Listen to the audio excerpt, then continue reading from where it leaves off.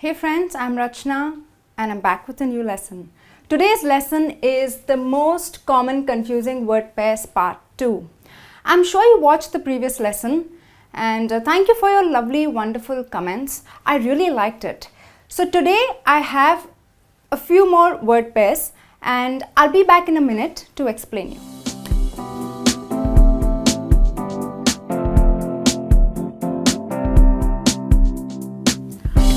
So here I have the first word pair for you, practice and practice. So practice with a CE and practice with an SE. Let's see what does practice with a CE mean. It is something that you do habitually. So for example, her dance practice is at 6 in the evening. Well, her dance practice, probably you go for your singing practice. I'm sure you've heard that proverb, practice makes a man perfect. Well, so here practice is a noun. And there are many types of practices. Doctors practice, well you practice, you do your singing practice. So when you say practice makes a man perfect, the practice with a CE is a noun. The pronunciation of practice with a C has a soft S, so it is practice. I'm sure this word is clear to you now. Let's take a look at practice with an SE. Well, here practice with an SE means to do something repeatedly. So you keep on practicing something, probably your math sums or probably your cooking skills. Yeah, so you keep on practicing something repeatedly to gain skill. For example, she is practicing for her dance competition.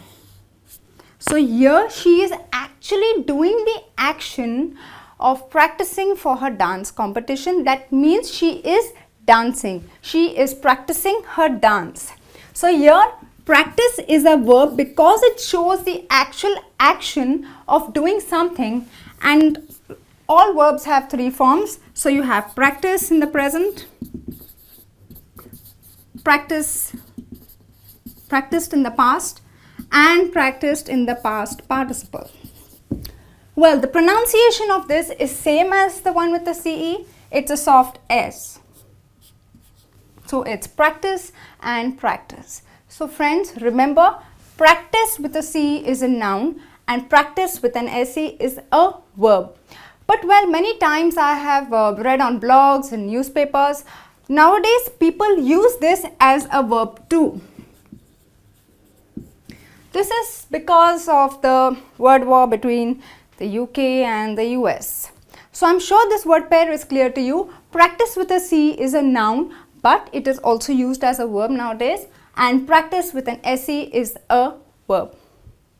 Now let's take a look at the second word pair. Let's move on to the second word pair, lose and lose. So lose, L-O-S-E, to be unable to retain, or sometimes you misplace something, so you lose something.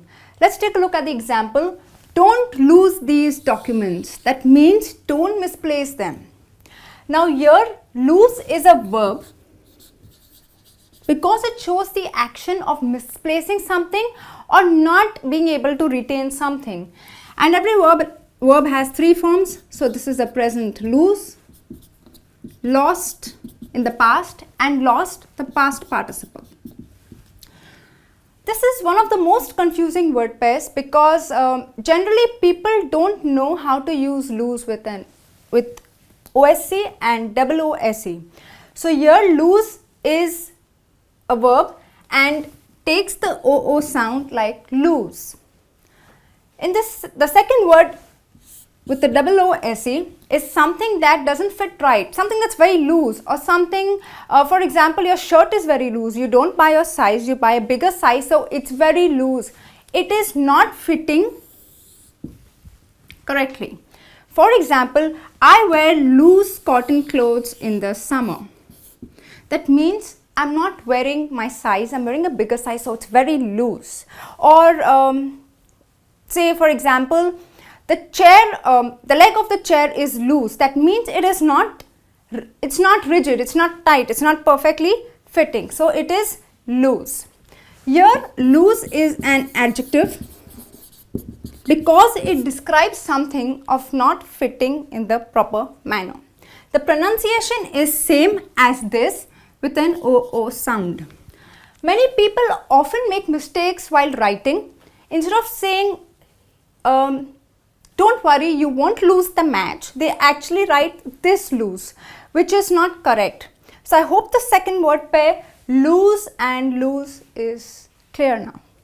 This brings us to the third word pair, your and your.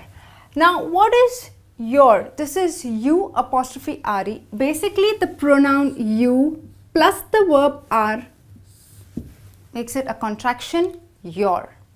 So for example, you're going to the market, that means you are going to the market. But when we contract them, we don't say them as two separate words like you are, we say your. You're playing cricket, so you're playing cricket. So here you is a pronoun and are is the verb, which becomes your. Now this sounds very similar or almost same to this your. So let's take a look at this your. Your means something that belongs to you, or you want to say this is yours. We use the word your. This your is a possessive adjective. As it describes something that belongs to you. For example, that's your phone. So that is your phone, your. It is yours. Okay.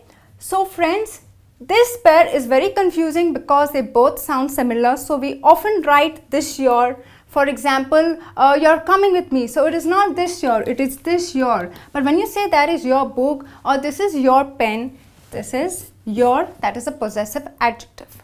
Okay, now let's put both these words in one sentence. You're watching this video on your PC.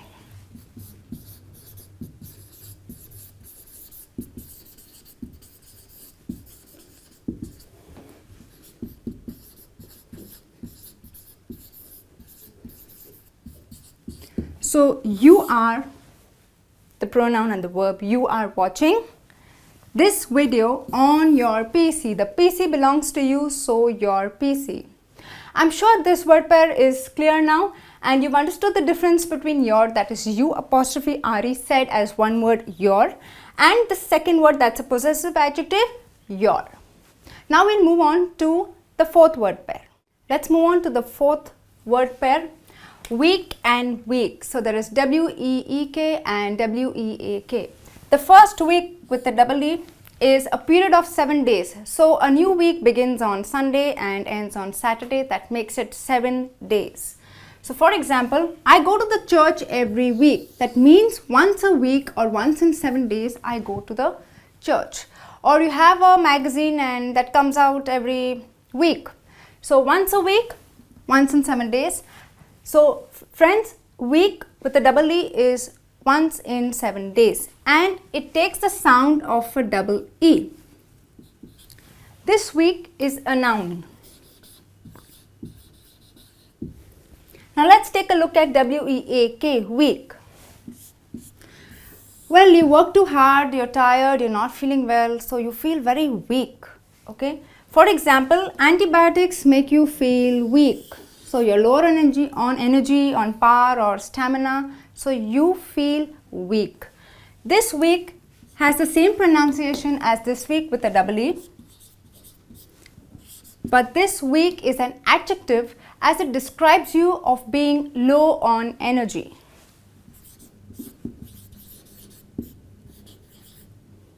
Okay. Now a lot of people get confused and use this week for this and vice versa. So friends, remember this week is a noun that means a period of 7 days and this week is an adjective that describes you of being low on energy or power, and W-E-A-K is feeling weak or tired. Okay, so this brings us to the last word pair in this lesson. Then and then. Then and then. When to use what and why? A lot of people get confused when to use then and when to use than. So let's take a look at then. Then means something that happens later, like after some time or afterwards. For example, I watched the late movie and then went to bed. So first I watched the movie and after watching the movie, I went to bed.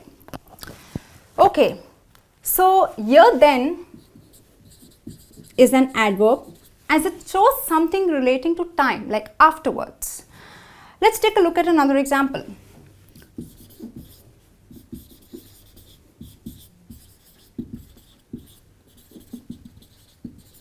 The then Prime Minister. Now I am talking about a person who was a Prime Minister in the past. So the then Prime Minister here, because it describes someone of being the Prime Minister in the past, it is an adjective.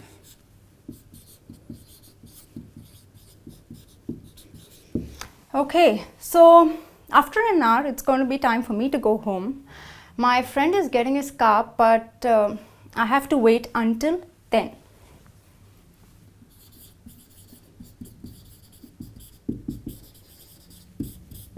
So here the then used shows the moment that I have to wait for, and this is a noun. So basically then, that is THEN, has a soft E, then, and it is used as an adverb, an adjective or a noun depending on how it is used in a sentence. Now let's take a look at than. Okay, so basically than is used when you want to bring about a comparison between two things, two people, two places, but friends, remember, only two. So for example, green tea is healthier than coffee. So instead of having coffee, it's better to have green tea. So than here is used, say for example, instead of. So green tea and coffee, two things, than is used to bring about a comparison between only two things. Here than is a conjunction. Okay, now let's say for example, I use this than here. So I watched the late movie and then went to bed. Does it sound correct? Of course not. I'm not comparing anything. So I cannot use than. But well, a lot of people do get confused and use than in a wrong manner. Similarly, I cannot say green tea is healthier than coffee. Well, I can say that I had green tea and then I had coffee. So after having green tea, I had coffee. Now here this is correct, but I cannot say green tea is healthier than coffee. This is wrong. Well friends, I'm sure this is clear to you now, the difference between then and than. And this brings me to the end of this lesson. I hope you liked it, and please put in your comments and queries if any, and I'm going to be back very soon. Till then, take care and bye.